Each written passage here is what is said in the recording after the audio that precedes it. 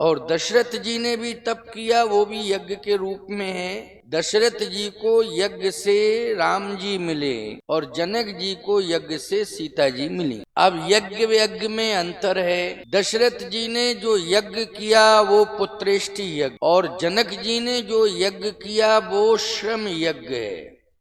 श्रम यज्ञ यानी उन्होंने हल चलाया है। विचार करना, यज्ञ और ये पृथ्वी से सीता जी का प्रादुर्भाव हुआ और यज्ञ से राम जी का प्रादुर्भाव हुआ, तो ये है क्या? यज्ञ है ऋषि संस्कृति। यज्ञ कौन करते हैं? ऋषि मुनि महात्मा ये यज्ञ करते हैं। विद्वान यज्ञ करते हैं, ब्रह्मा जी यज्ञ करते हैं। ये ऋषि संस्कृति है। यज्ञ की परंपरा ऋषियों ने डाली है। देखत यज्ञ निशाचर धावहीं, करें उपद्रव मुनि दुख पावहीं। यज्ञ करते थे तो राक्षस यज्ञ नहीं होने देते थे, यज्ञ का विरोध करते थे, महात्मा मानते नहीं थे। तो यज्ञ की परंपरा ऋषि मुनि महात्माओं ने दी। राजा लोग शासन करते थे और शासन तो करते थे लेकिन श्रम नहीं करते थे। राजा केवल शासन करते थे, श्रम नहीं करते थे। श्रम तो प्रजा करती थी,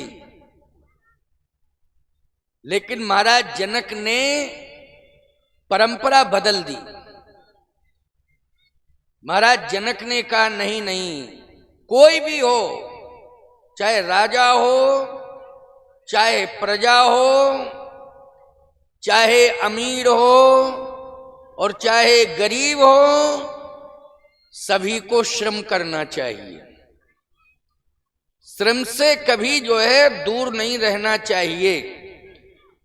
क्यों? श्रम क्या है? श्रम से मिलता क्या है? श्रम से शांति मिलती है। शांति पैसे से नहीं मिलती है। जैसे किसी ने आपका सम्मान किया तो आप कहते हो शांति मिल गई। नहीं नहीं नहीं, वो क्षणिक है। सम्मान दिया, आप कहो कि शांति मिल गई? नहीं, आप थोड़ी देर के लिए प्रसन्न हो गए, मेरा सम्मान हो गया। शांति का संबंध सम्मान से नहीं है। शांति का संबंध संपत्ति से नहीं है। शांति का संबंध तो श्रम से है और भगवान की भक्ति से। भगवान की भक्ति करोगे और श्रम करोगे तो शांति मिलेगी। अब ज्ञानियों से पूछा गया कि सीता जी क्या हैं, तो ज्ञानियों ने कहा कि सीता जी मुक्ति हैं। सीता जी क्या देती हैं? मुक्ति। भक्तों से पूछा गया कि सीता जी क्या हैं, तो भक्तों ने कहा सीता जी तो भक्ति हैं। ज्ञानियों ने कहा कि वो मुक्ति हैं, भक्तों ने कहा वो भक्ति हैं। लेकिन बीच में वेदांती आ गए, उन्होंने कहा कि सीता जी शांति हैं। शांति सीता समानीता आत्मा रामो विराजते। बोले सीता जी तो शांति हैं।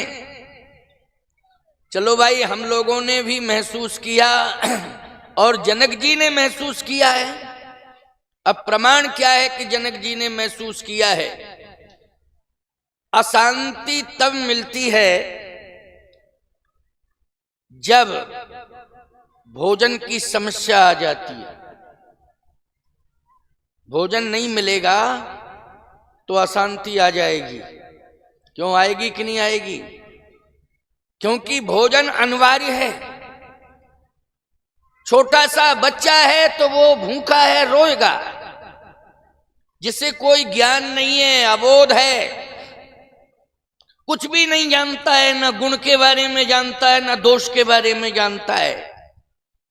यहां तक कंडीशन है, अपना पराया कुछ नहीं जानता है, लेकिन भूख लगती है तो वो रोता है। यानी उसके हृदय में भी अशांति आ जाती है।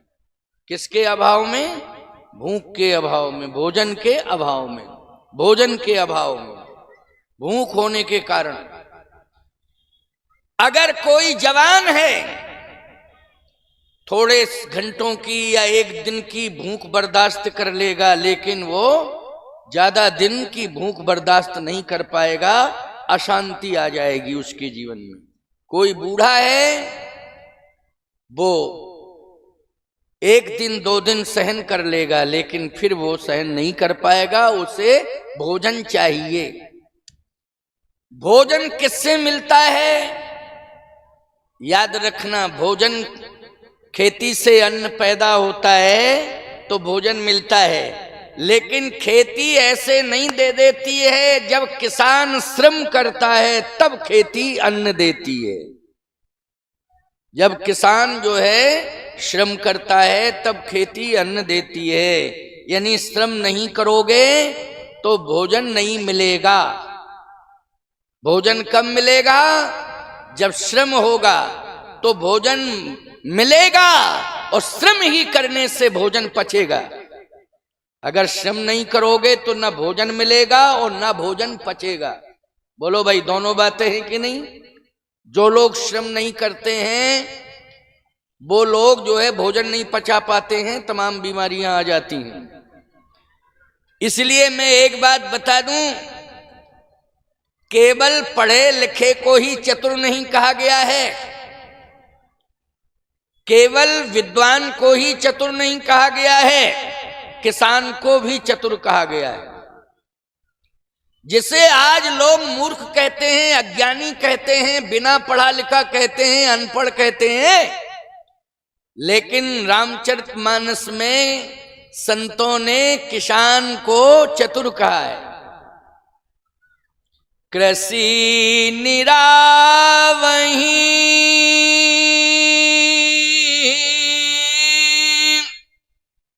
चतुर किसाना,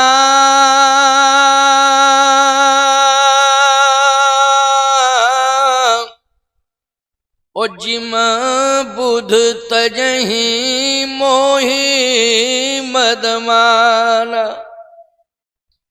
जो किसान होता है उसे शास्त्रों ने चतुर बताया, वो चतुर है। लेकिन आज किसान खेती नहीं करना चाहता है, और यदि खेती किसी के जिम्मेदारी में दे दी गई तो वो कहता है कि क्या बतावें, हमारा जीवन तो अब निश्चित रूप से व्याधियों से घिर गया, ये कौन सा धंधा पकड़ा दिया खेती का। नहीं नहीं नहीं, अगर खेती करोगे और खेत में जाओगे, और अगर किसी ने खेत में जाके श्रम कर दिया तो उसी खेत से उसे शांति रूपी सीता प्राप्त हो जाएगी। महाराज जनक को यज्ञ करने से सीता जी नहीं मिली हैं, मंदिर में सीता जी नहीं मिली हैं, गंगा कमला सरजू में सीता नहीं मिली हैं। महाराज जनक को हल चलाते समय खेत से सीता जी मिली हैं। इसलिए खेत से बड़ा मंदिर और क्या हो सकता है? बोलो, खेत से बड़ा मंदिर कोई दूसरा नहीं हो सकता है। समझ लेना इस बात को, क्योंकि सीता जी प्रकट हो रही हैं तो खेत से प्रकट हो रही हैं, और सिंहासन पर बैठ करके कोई सीताराम को नहीं पा सकता है। कोई संपत्ति के बीच में रह करके सीताराम को नहीं पा सकता है। कोई बहुत ऊंचा सम्मान पाने से सीताराम को नहीं पा सकता है। अगर व्यक्ति 2 से जुड़ जाए तो सीताराम अवश्य मिल जाएंगे। एक तो ऋषि संस्कृति और कृषि संस्कृति, इन दोनों से जुड़ जाए तो सीताराम अवश्य मिल जाएंगे, क्योंकि राम है ऋषि संस्कृति और सीता जी हैं कृषि संस्कृति। यज्ञ से राम का प्रादुर्भाव हुआ है, और कृषि से, खेत से सीता जी का, कृषि से सीता जी का प्रादुर्भाव हुआ है। यज्ञ हो रहा है। निश्चित रूप से ये राम कथा में आपको राम और सीता दोनों मिल रहे हैं कि नहीं मिल रहे हैं? कल भंडारा होगा, कहीं ना कहीं सब्जी खेत से आई होगी। आटा कहां से आया? गेहूं खेत से आया है। क्यों भाई, खेत से आया कि नहीं आया? मैं कहता हूं यज्ञ का हविष्यान्न तैयार किया गया है। तिल कहां से आया है? जौ कहां से आया है? चावल कहां से आया है? खेत से आया है। अगर खेत नहीं होता तो देवता भूखे मर जाते। बोलो भाई, तिल कहां से आया है? खेत से आया है। जौ कहां से आया है? खेत से आया है। चावल, हविष्यान्न बिना खेत से, बिना खेत के सहयोग के, बिना किसान के तैयार नहीं हो सकता है। और यज्ञ तभी हो रहा है, अगर हवन नहीं होगा तो यज्ञ क्या है? कोई मतलब नहीं यज्ञ का। इसलिए भगवान राम और सीता दोनों का संबंध ही यज्ञ से है और कृषि से है। अब जनक जी के यहां अकाल पड़ गया। अकाल का मतलब है कि लोग भूखों, क्यों भाई, भूखों मरेंगे कि नहीं मरेंगे? निश्चित रूप से मरेंगे, क्योंकि अकाल पड़ गया। अब कितने दिन जनता बर्दाश्त करेगी? अरे दिन, 2 दिन, 4 दिन बर्दाश्त कर ले, लेकिन अकाल ही पड़ गया। अब बड़ी समस्या है, क्योंकि वहां खेती जनकपुर में, मिथिला में चावल की होती है, धान की खेती होती है। सबसे ज्यादा धान होता है उस क्षेत्र में, धान ही धान होता है। अब धान के लिए पानी जरूरी है, और पानी नहीं मिलता है, नहीं बरसता है, तो फिर धान नहीं होगी। आज तुम धरती से निकाल लेते हो पानी, पहले सिस्टम नहीं था। पहले तो बरसता था, बादल देते थे, हैं? तब किसान स्वीकार करता था और भगवान पर आश्रित था। आज तुमने धरती खोद खोद के पानी निकाला, इतना वाटर लेवल नीचे चला गया कि अब तो पानी मिलना मुश्किल हो जाता है। इस बार पर्याप्त वर्षा हुई है, नहीं तो वर्षा भी कम होती थी। इस बार बहुत ज्यादा वर्षा हुई है, लेकिन वर्षा नहीं हो रही है, क्योंकि मेघ पानी नहीं दे रहे हैं।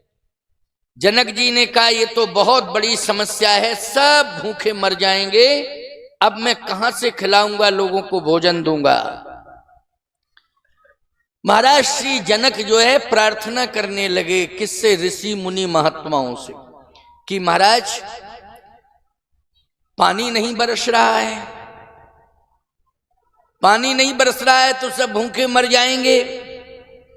साधु संतों ने कहा एक बात बताओ जनक, तुम्हारे पास पुत्री है? कहे नहीं, पुत्र ही पुत्र हैं, पुत्री नहीं है। कहे तुम्हारे छोटे भाई के? बोले उसके भी नहीं है। संजोग की बात देखो, शीलध्वज और कुशध्वज 2 भाई हैं, समझ रहे हो कि नहीं? जनक जी को शीलध्वज कहते हैं और उनके छोटे भाई को कुशध्वज कहते हैं। ना उनके बेटी, ना उनके, दोनों भाइयों के बेटी नहीं, बेटे हैं। बेटे तो हैं लेकिन बेटी नहीं है। जानते हो क्या कहा ऋषि मुनि महात्माओं ने? जिस घर में संपत्ति भले ही भरी पड़ी हो, सोना चांदी हो, हीरे जवाहरात हो, खजाना खूब भरा पड़ा हो, लेकिन शांति नहीं रहेगी। शांति तब आती है जब घर में बेटी का जन्म होता है, पुत्री का जन्म होता है, तब घर में शांति आती है। बोलो भाई, समझ रहे हो ना? तब शांति आती है घर में, क्योंकि पुत्री का संबंध है यज्ञ से। जिस दिन जिस घर में पुत्री का जन्म हो जाता है, उसी दिन उस घर में यज्ञ का भूमि पूजन हो जाता है। इस घर में यज्ञ अवश्य ही होगा, इसमें किंचित मात्र संशय नहीं है। लेकिन आज जनक जी से कह रहे हैं महात्मा कि तुम्हारे राज्य में इसलिए पानी नहीं बरस रहा है क्योंकि तुम्हारे राज्य के अंदर अकाल की स्थिति बढ़ती जा रही है, क्योंकि कैसा तुमने भजन किया है, कैसा तप किया है कि तुम्हारे यहां पुत्री का जन्म नहीं हुआ है। दशरथ जी महाराज ने तप किया, लेकिन समस्या खड़ी हो गई। एक पुत्री आई, उसका नाम शांता है। क्या नाम है? शांता। भगवान राम की बड़ी बहन का नाम है शांता। लेकिन जैसे ही शांता का जन्म हुआ, कौशल्या जी के माध्यम से शांता का जन्म हुआ, परंतु रघुवंश की परंपरा है कि कोई मांगने वाला पहुंच जावे तो मना नहीं कर सकते।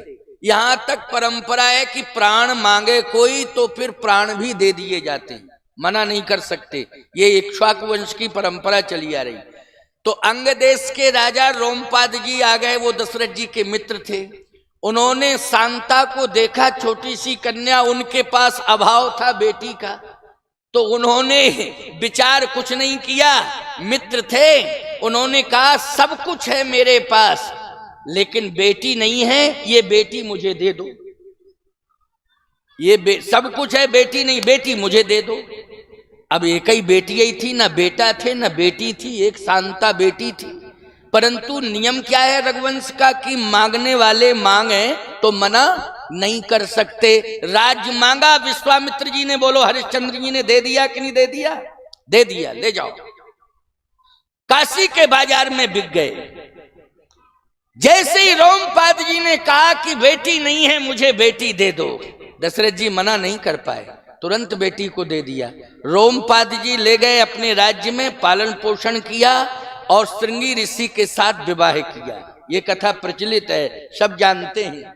इसका मतलब है कि एक बेटी हुई थी, वो भी बेटी मित्र ले गया और उस मित्र ने बहुत ही सुंदर तरीके से लालन पालन किया है और विवाह किसके साथ कर दिया? श्रृंगी ऋषि के साथ कर दिया। अब बेटी थी चली गई। अब दशरथ जी बूढ़े हो रहे, रो रहे, बूढ़े हो रहे और रो रहे। एक बार भूपति मन माही, ओ भई गलान मोरे सुत नाही। तो गुरु ग्रह गए तुरत महिपाला, ओ चरण लाग करी विनय विशाला। निज दुख सुख सब गुरु ही सुनायु, ओ तब वशिष्ठ बहुविधि समझायु। धरहु धीर हुई है सुतचारी, और त्रिभुवन विदिति भगति भयहारी। चिंता मत करो, अब तुम प्रसन्न हो जाओ।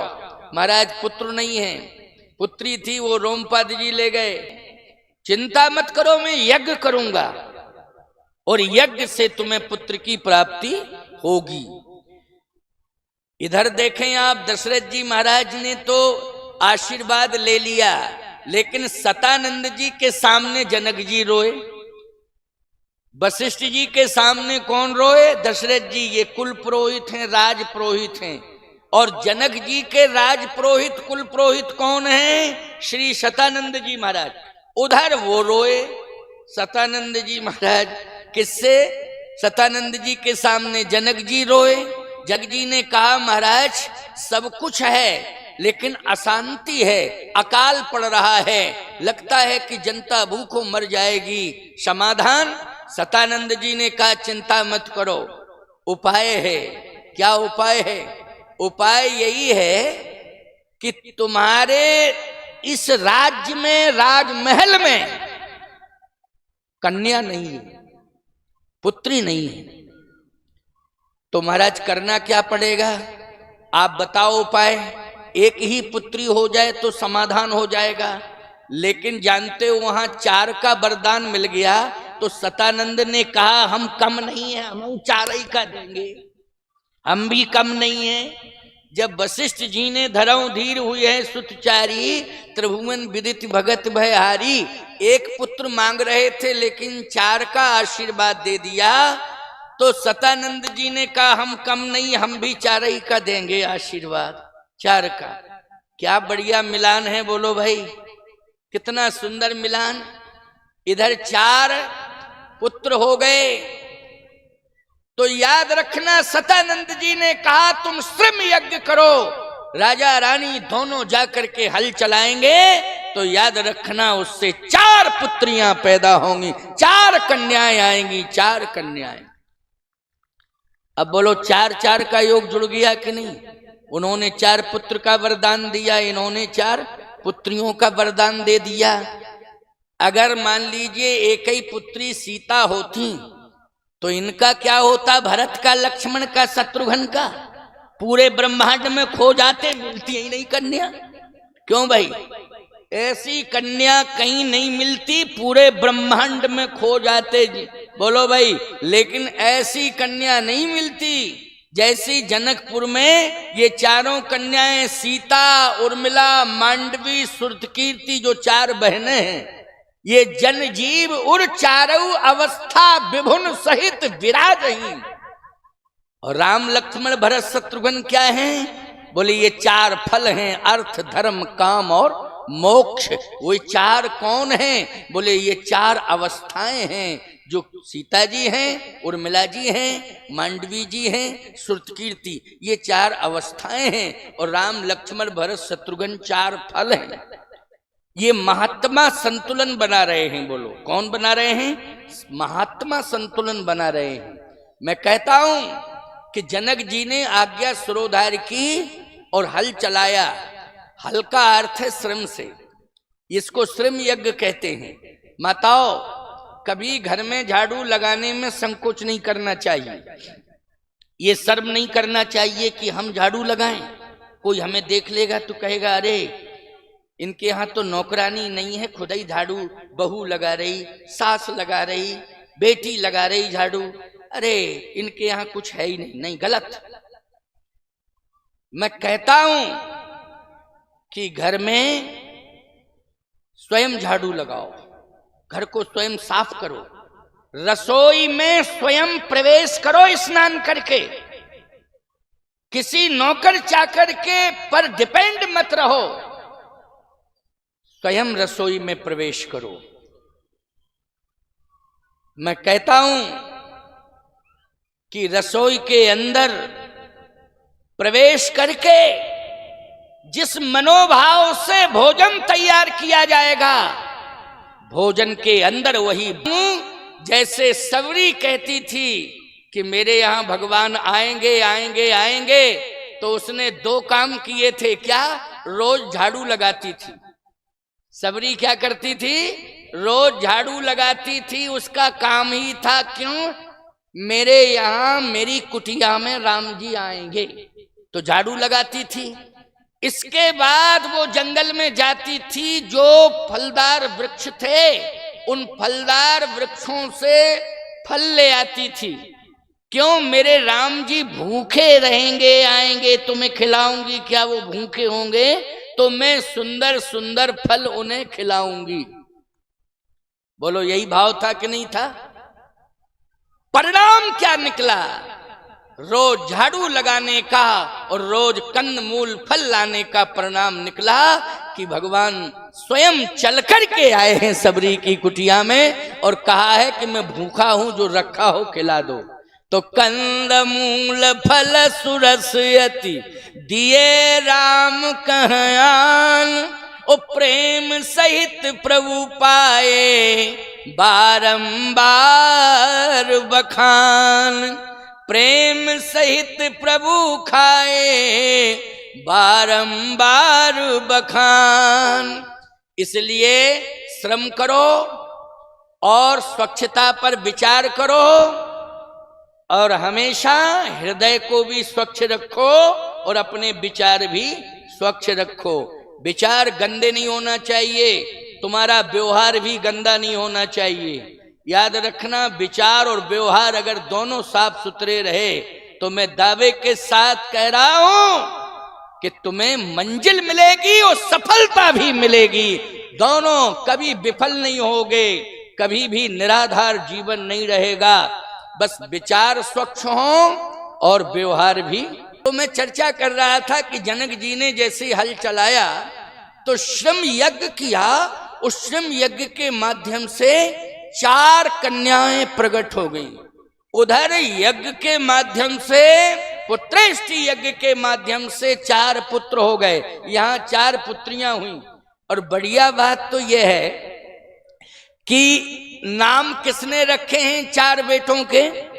बोले धरे नाम गुरु हृदय विचारी, वेद तत्व तो नृप सुत चारी। धरे नाम गुरु हृदय विचारी।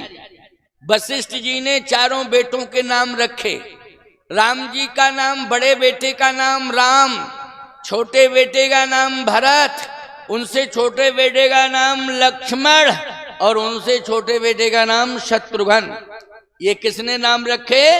बोले धरे नाम गुरु हृदय विचारी, और वेद तत्व तव नृप सुत चारी। सतानंद जी ने कहा कि हम भी ऐसे ही नाम रखेंगे, हम कम नहीं है। बोले बड़ी बेटी का नाम सीता, उससे छोटी बेटी का नाम बोले मांडवी, उससे छोटी बेटी का नाम उर्मिला और उससे छोटी बेटी का नाम सुरतिकीर्ति। अब आपको महाराज ये नाम रखे तो इन नामों से मिलान क्या करोगे आप? हम मिलान इसलिए कर रहे हैं कि अगर बड़े बेटे राम हैं, उनमें 2 अक्षर हैं, तो यहाँ बड़ी बेटी सीता है, 2 अक्षर। बोलो मिलान हुआ कि नहीं हुआ? धरे नाम गुरु हृदय विचारी, ओ वेद तत्व तव नृप सुत चारी। यहाँ बड़े बेटे का नाम राम है, 2 अक्षर, तो यहाँ बड़ी बेटी का नाम है सीता, 2 अक्षर। बोलो भाई विचार दोनों ने किया कि नहीं किया? अब यहाँ छोटे बेटे का नाम राम से छोटे बेटे का नाम भरत है, 3 अक्षर, तो उधर छोटी बेटी का नाम मांडवी, 3 अक्षर। क्या बढ़िया मिलान किया है। बोलो भाई, भरत में 3 अक्षर और मांडवी में 3 अक्षर। बोलो क्रम बनता जा रहा है कि नहीं? धरे नाम गुरु हृदय विचारी, ओ वेद तत्व तव नृप सुत चारी।